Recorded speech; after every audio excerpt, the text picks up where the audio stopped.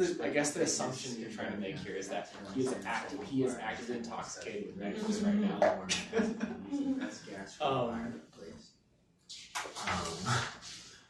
Okay, we'll just use us. We'll give him plans. But you know what? Let's just be funny. Okay. 85-year-old has left surgery and damage. Avoid one of your inhaled agents based on the possibility of related stress. I was gonna go rock climbing that whole weekend. Dude, like, I forgot like all of the laws. Or Yeah, I really like that. I want to be that. Even though like it's no. 25-year-old healthy person trying to gas watches heart rate goes from 160 to 1.1.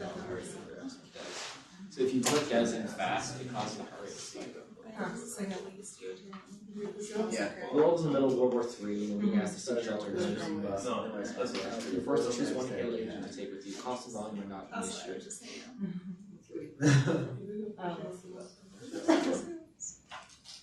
Although the other thing is like in terms of potency, so it's really bad.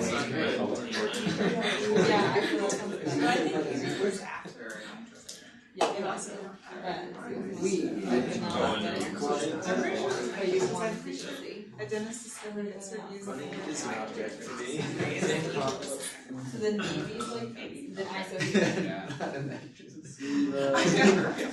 What's wrong with you? One breath induction. I think this is healthy to present for transplant.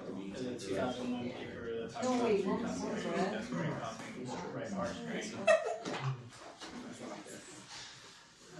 Combination of two gas for a 4-year-old. Which gas do you want to use first? I think this is where they're talking about nitrous. Two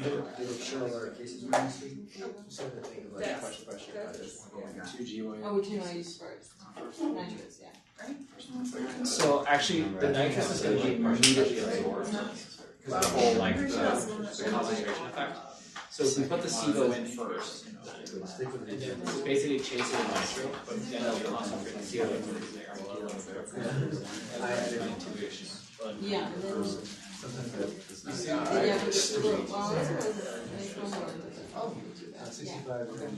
Your thoughts on that? I'm just feeling the case because I think they're going to kind of try to run it with, or at least maybe that was just what he's like, Oh yeah, so then You switched to this gas at the end of the left chord for rapid words.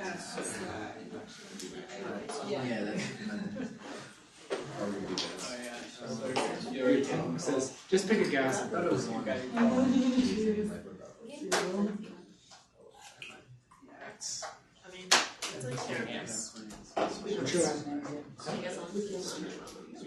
Not the patient.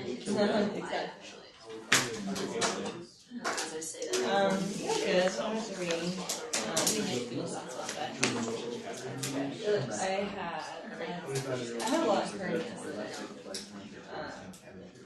To regenerate.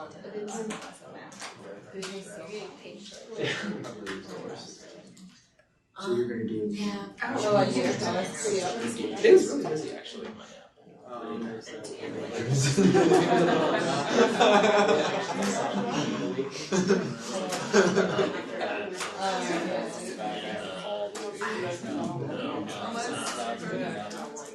My attending today was very much like, you need to follow every single part of the patient because a lot of other attendants like, oh, I'll do ABS.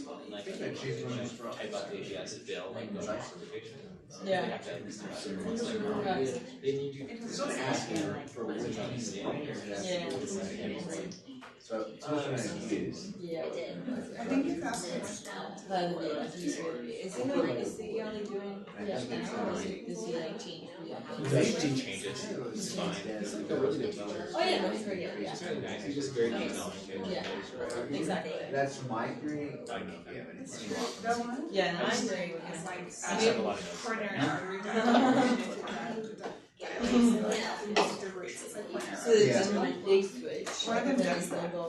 Alright guys, so I promised I'd get you out of here by 4 o'clock, so to do that we should go over the answers. we're gonna go one group at a time. I know you guys aren't done yet. I'm sorry. We're just gonna go case 1. So, what did you guys choose? 65-year-old male, SADS plus cabbage is finishing up and closing. He's stable. You're gonna transfer him to the ICU, intubated over the night. Isoflurane. Why'd you choose ISO? That's the last long time for transport. Exactly. So this isn't somebody you're going to worry about waking up. You're not going to blow off his gas and extubate this guy. If you're going to the ICU transported or ICU intubated, just put him in ISO. Make it easy. Honestly, most cabbage patients that I did take to the ICU, they'd be on like 2 Dilaudid, some Presidex, and then just like 0.3 of ISO. Okay. And as we're closing up, and as that last little bit of ISO wears off, everything's stable because it still has Presidex and a narcotic load on board, and everything's kosher. So yeah, that's the best one that you want to use for whatever patient it is. That's basically just going to be staying put for the night and not going anywhere. So, all right, case 2, 55-year-old, severe asthma, presenting for a lap chole, otherwise healthy. Group number 2, what'd you choose? SIBO. Why? So least irritating. Perfect. So whenever you guys hear reactive airway disease, it doesn't matter what it is. It can be asthma, COPD, name your various version of COPD. Whatever it is, just choose SIBO and you'll be fine. Okay? Case number 3, middle of the desert. You're in Egypt during a mission trip. You find an old halothane vaporizer, which hasn't been used in 40 years. But that's all you have. I told you I took all the halothane questions out, but this one's still sticking around because it's fun. So you have to choose something else to put in that halothane vaporizer. What do you want to put in there? I also put. I guess halothane. I thought you just we put want halothane. to put isoflurane because it has similar vapor pressure. Perfect. That's the answer. So I know you guys looked it up as well. So the answer is you look at the vapor pressures, and the vapor pressures, if they're the same, they can be used in different or in the same vaporizer. So SIBO and enflurane, not that you're ever going to see enflurane, but those two go together, and then halothane and isoflurane go together. So, okay, so let's say 50-year-old presented for a laparoscopic Roux-en-Y. Your patient's 220 kilograms, so that's like 500 pounds. Otherwise healthy, right? So your attending wants you to wake the patient up as quickly as possible after a 6-hour case. What'd you guys choose? Group number 4.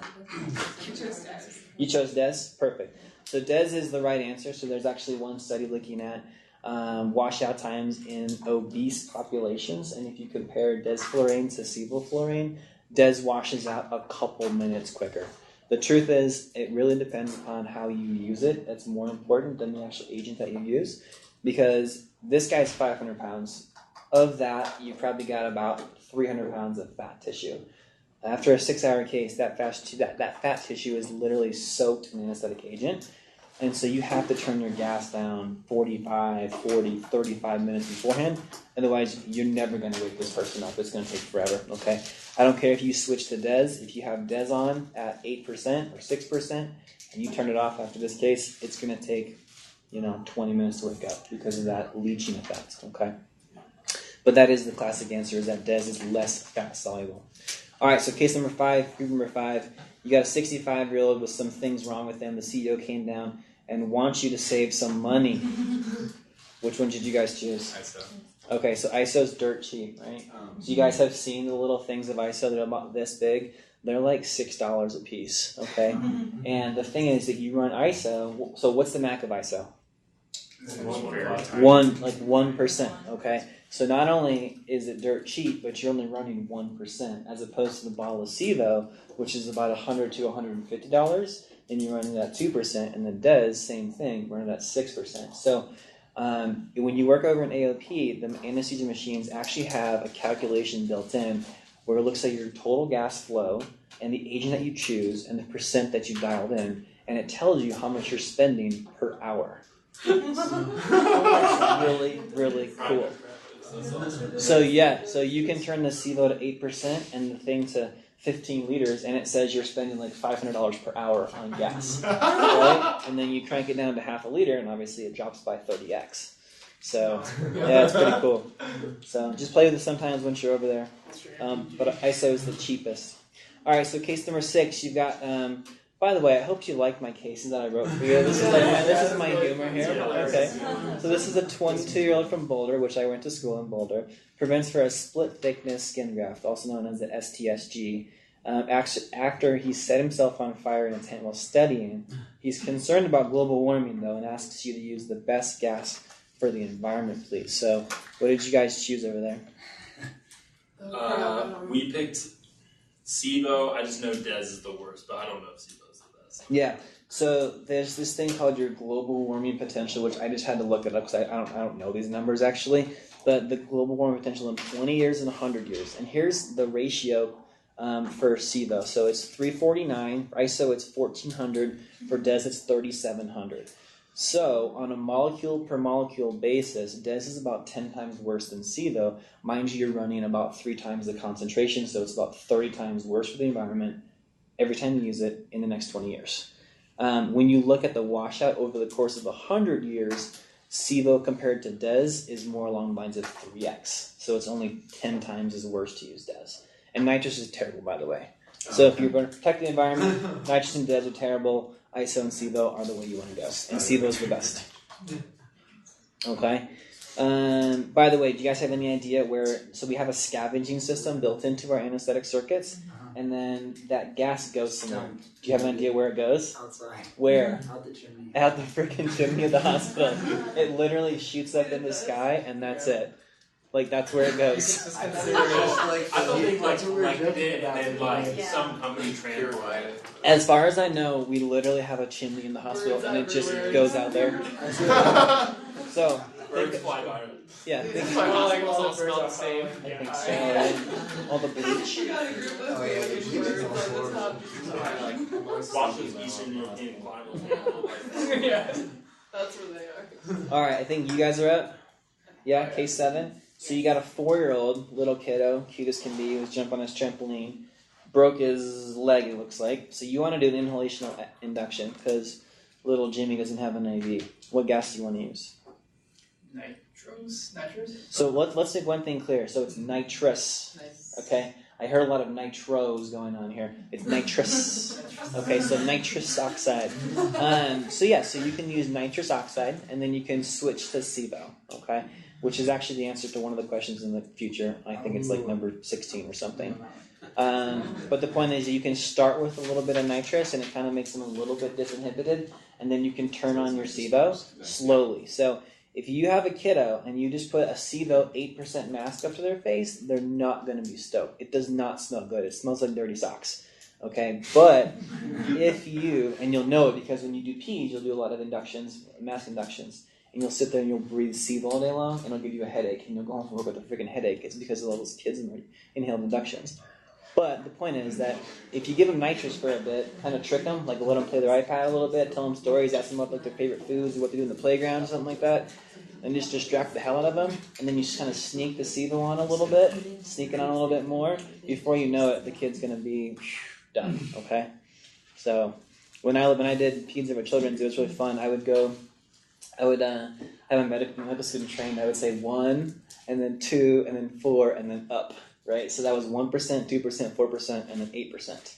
And then they would sit behind me and they would turn the dial as I made those, and I would sit there and play the iPad with them.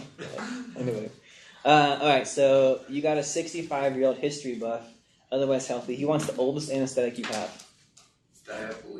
Okay, but you don't have that. But it's not as old as this one. Actually, no, you may be correct. It's debatable. You may be correct, but you don't have diethyl ether. You can't use it. Oh. So you have this. Des. Or sorry, Jesus Christ. Des is the wrong answer. Des is the newest one. Nitrous is the oldest one I have. Yeah. So nitrous oxide. Remember, guys, there was Those English patients, pregnant patients, there's some TV show. that was chloroform. Oh, it's cool. Yeah. So like Queen Elizabeth, she used chloroform, and then she also did drop ether. So diethyl ether. Doesn't that give you a wicked headache? Yeah, it's horrible. And it's incredibly flammable as well. But yeah, remember Horace Wells tried to do the demonstration of the tooth being taken out. The guy groaned. It was a failure. Then he got like all crazy and became a canary salesman. He threw like sulfuric acid on a couple prostitutes and went to jail. You guys know the story? That's part of history. This is anesthesia history. Anyway, he committed suicide by slitting his femoral artery in jail.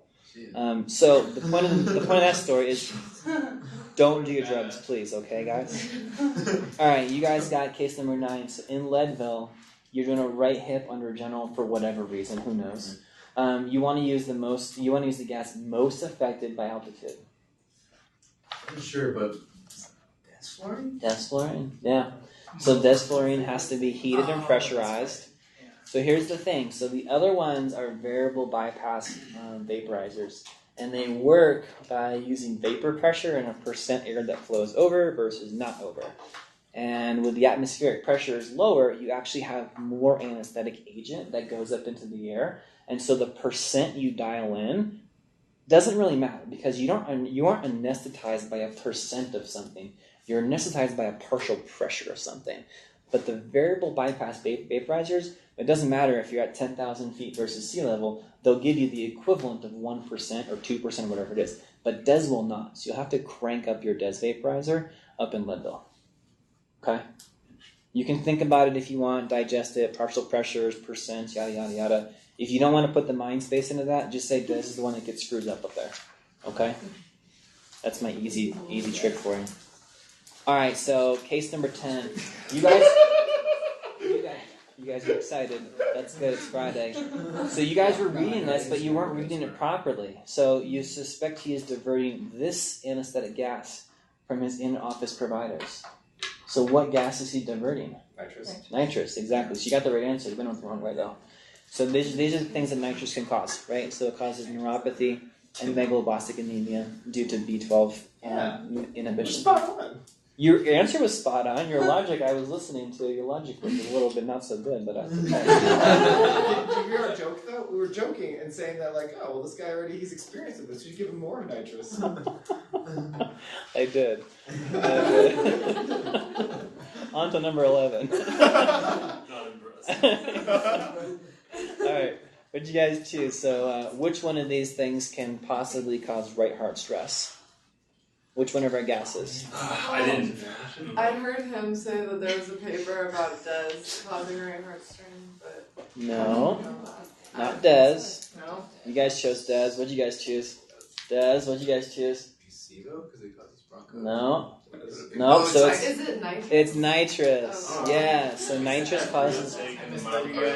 It's usually a sympathetic issue, right? So sympathetic surges cause increases in your PA pressures, right? So if you get a catecholamine surge, you release norepinephrine. The norepinephrine works systemically, but also works in your pulmonary vasculature, and so you'll actually increase your PA pressures, which is one of the things. So we always talk about like pulmonary hypertension and what to avoid. You're supposed to avoid hypoxia, hypercarbia, acidosis. The thing is that you should also avoid surgical stress, right? Because if that patient has a surgical stress, it's basically like being on a norepinephrine infusion, okay? And that's going to increase their PA pressures. So in theory, nitrous causes it more than the other ones do. All right. Case number 12. You guys got a 25-year-old healthy post-induction. You crank on some gas. His heart rate goes from 60 to 120. Everything else is normal. He's not having an allergic reaction. Which gas did you turn on? He said ISO. You said ISO? ISO's not right. No. Does desflurane cause It's DES. Yes, it's DES. Perfect. So DES has this thing where, man, if you turn it on super fast, the heart rate will just jump up on people. And so it's one of the reasons I don't use DES. I find it annoying as heck. Because if you have somebody whose heart rate goes from 60 to 120, you're thinking, is it an allergic reaction? Is the patient light? Is something messed up with the circuit? You know, what else is going on? It's just one of those variables you don't have to ever worry about if you don't use DES. So anyway, if you crank up DES in somebody, that can happen. You'll probably do it at some point, and you'll think of me. Is it common? Is it common enough to like pre-medicate like glycosylation? Remember? That would go the other direction. Yeah, so it actually raises the heart rate. Oh yeah. Yeah. I'm not So you can beta block them. Yeah.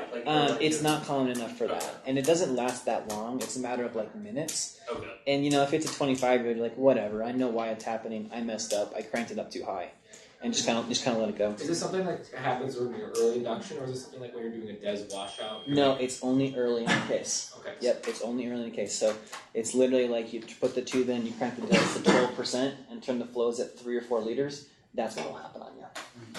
Yeah. Is it because they're going too high or too fast? It's too fast, not too high. So it doesn't happen like later in the case. If you crank the DES from like 8% to 12%, it won't happen then. It's only the very beginning when you get that initial surge. At least in my anecdotal experience. I don't know if there's data to support that. All right, so middle of World War III, I think it's you guys. You get to choose one gas to take with you. Cost and volume are not an issue. We take sevoflurane because you can use it for gas induction. It's versatile. Excellent. And it's quick on, quick off. Perfect. It smells like dirty socks, but that's okay. Yeah, exactly. So that's the answer. So Sevo's the most it's the most versatile gas that you have. When I work up at Broomfield, we only have one gas in the vaporizer. It's Sevo, and we use it for every single case. You guys got one gas, but now cost and volume are an issue. Which one do you want to use? I'm thinking ISO. Yeah, so ISO, like seriously, a bottle of ISO will last you like a week. It's crazy. And can you, like, if you had to induce someone on ISO, could you do it? I think the answer is you probably could. I think it'd be ugly. I mean, you can do it with anything. Like, you can try it with DES, but they like cough and hack and spit and bronchospasm. It's terrible. So I would recommend trying it, but you can do it in theory, but I don't think it's very pretty. Okay. You guys want to try a one breath induction on a 6-year-old who's otherwise healthy. What gas do you want to choose? Oh, sorry. No, you guys get to choose a one breath induction. Sevo. Yeah, it's got to be Sevo. So, what you do is you literally, so take the mask off or hold the mask against your thigh. You turn the Sevo on 8%, and then you hold it on your thigh so that the entire circuit is 8% gas. And you tell the little guy, you're like, all right, we're going to put this mask on your face. You're going to take the biggest breath that you can. You're going to hold it as long as you can, okay? And literally, you put the mask on their face. They breathe out. They breathe in, full 8% Sevo, and they try to hold as long as they can, and they'll be gone. It takes about 15 seconds. It's really kind of cool. It's more of like a party trick versus like true anesthesia. But you can do it, okay? But you can't do it with more of the exactly. You can't do it with more of the bronchospastic agents. Speaking of like wild party tricks, like nitrous was actually one of those things they would use back in the 1800s, like go to parties and they do laughing gas. Yeah, so now we just have like CBD, I guess. It's the same thing.